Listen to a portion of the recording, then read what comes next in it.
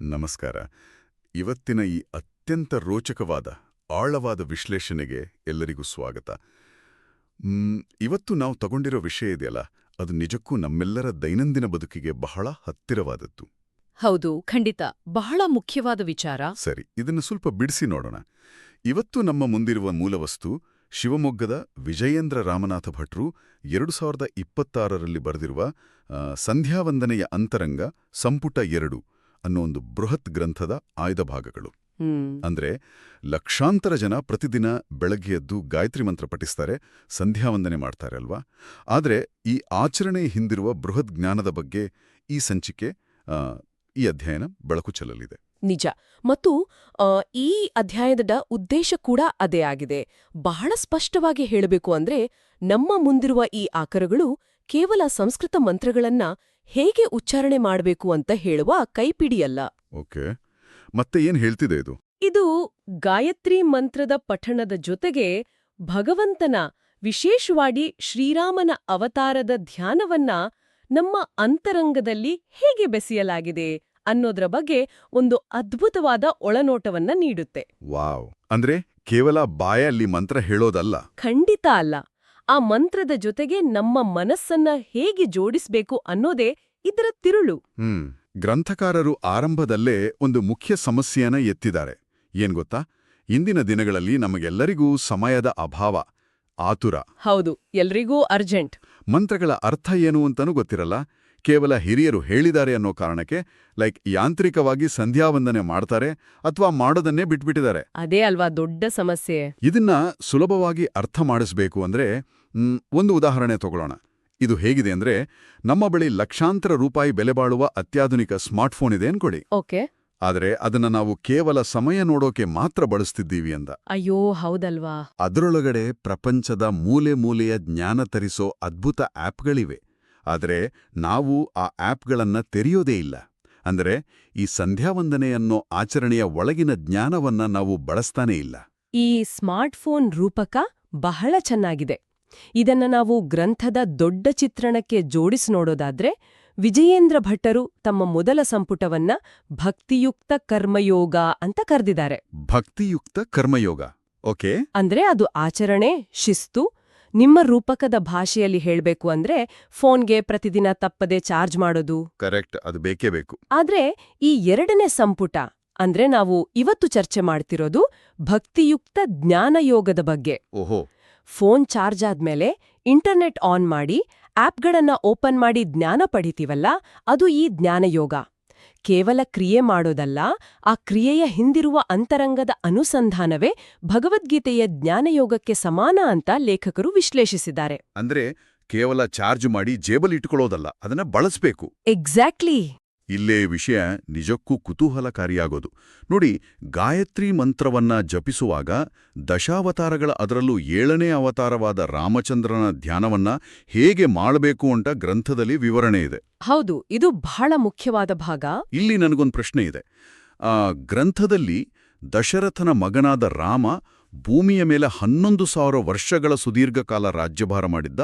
ಆ ಕಾಲಘಟ್ಟ ತ್ರೇತಾಯುಗ ಆಗಿದ್ರೂ ಕೃತಯುಗದಂತೆ, ಅಂದ್ರೆ ಸತ್ಯಯುಗದಂತೆ ಇತ್ತು ಅಂತ ಹೇಳಲಾಗಿದೆ.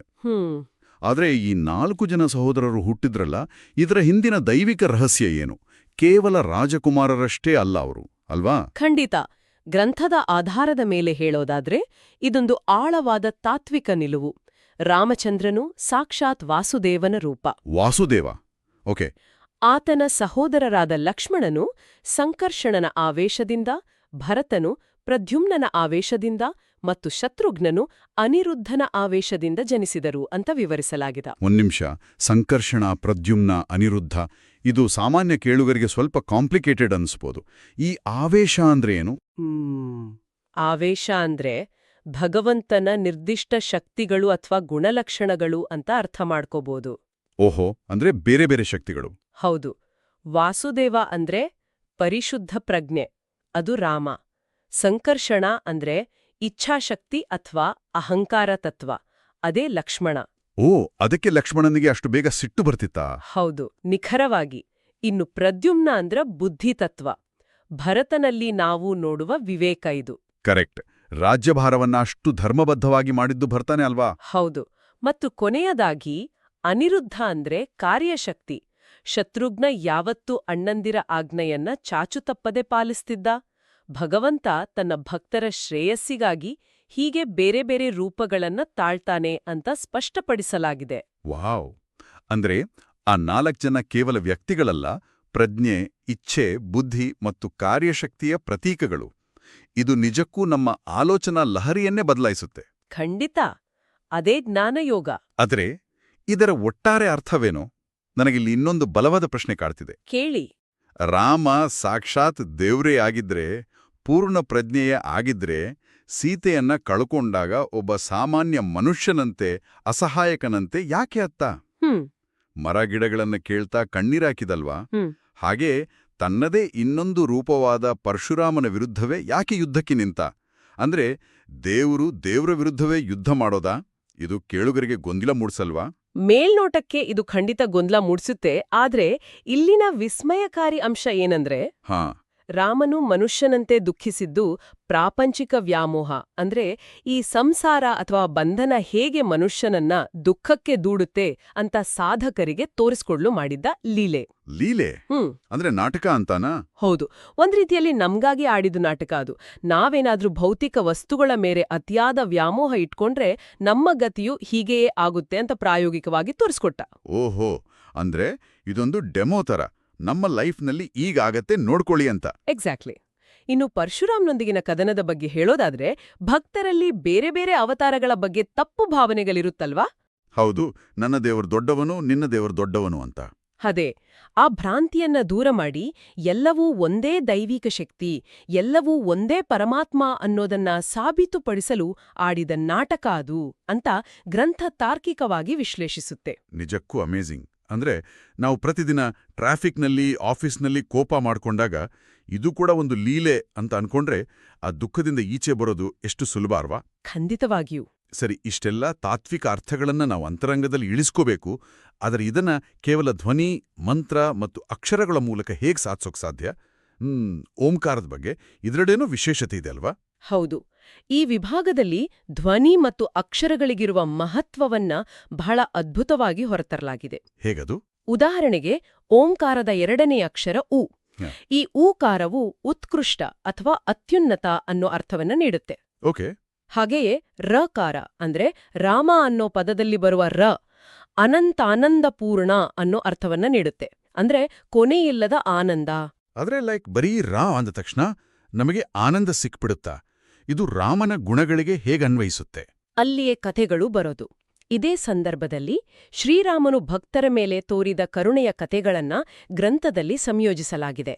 ಉದಾಹರಣೆಗೆ ನೋಡಿ, ಕಾಡಿನಲ್ಲಿ ದುರ್ವಾಸ ಮುನಿಗಳು ಬಂದಾಗ ಅವರಿಗೆ ತನ್ನ ಕೈಯಿಂದಲೇ ಅಮೃತದಂತಹ ಅನ್ನವನ್ನ ಸೃಷ್ಟಿಸಿ ಬಡಿಸಿದ್ದು, ಕಲ್ಲಿನಂತಾಗಿದ್ದ ಅಂದ್ರೆ ಪ್ರಜ್ಞೆ ಕಳೆದುಕೊಂಡಿದ್ದ ಅಹಲ್ಯೆಗೆ ಶಾಪ ವಿಮೋಚನೆ ಮಾಡಿದ್ದು, ಶಬರಿಗೆ ತನ್ನ ಲೋಕವನ್ನೇ ಕರುಣಿಸಿದ್ದು. ಹೌದು, ಶಬರಿ ಕಥೆ ಎಲ್ಲರಿಗೂ ಗೊತ್ತಿದೆ. ಮತ್ತು ಸಮುದ್ರ ರಾಜನೇ ಖುದ್ದಾಗಿ ಬಂದು ಮುತ್ತು ರತ್ನಗಳನ್ನ ನೀಡಿ ಸ್ತುತಿಸಿದ್ದು, ಇವೆಲ್ಲ ಕೇವಲ ಕಥೆಗಳಲ್ಲ. ಮತ್ತೆ ಗಾಯತ್ರಿ ಜಪದ ಸಮಯದಲ್ಲಿ ಒಬ್ಬ ಸಾಧಕ ಆ ರಾಕಾರವನ್ನ ಉಚ್ಚರಿಸುವಾಗ ಧ್ಯಾನಿಸಬೇಕಾದ ಭಗವಂತನ ಗುಣರಕ್ಷಣಗಳು. ಓ ಮೈ ಗಾಡ್! ಅಂದ್ರೆ ಒಬ್ಬ ಸಾಧಕ ರಾ ಅಂತ ಉಚ್ಚರಿಸುವ ಆ ಕೆಲವೇ ಸೆಕೆಂಡ್ಗಳಲ್ಲಿ ಈ ಅಹಲ್ಯೆಯ ಕಥೆ, ಶಬರಿಯ ಕಥೆ, ಆ ಕರುಣೆ ಎಲ್ಲವೂ ಆತನ ಮನಸ್ಸಿನಲ್ಲಿ ಒಂದು 3D ಮೂವಿ ತರ ಓಡಬೇಕಾ? ಎಕ್ಸಾಕ್ಟ್ಲಿ, ಅದೇ ನಿಜವಾದ ಧ್ಯಾನ.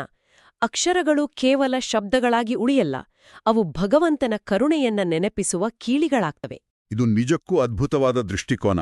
ನಾವು ಆಚರಣೆಯನ್ನ ಎಷ್ಟು ಸಣ್ಣದಾಗಿ ನೋಡ್ತೀವಿ, ಅದರ ಹಿಂದಿರುವ ವಿಜ್ಞಾನ ಎಷ್ಟು ಬೃಹತ್ತಾಗಿದೆ. ಹೌದು, ಅದೇ ಈ ಗ್ರಂಥದ ಹೆಗ್ಗಳಿಕೆ.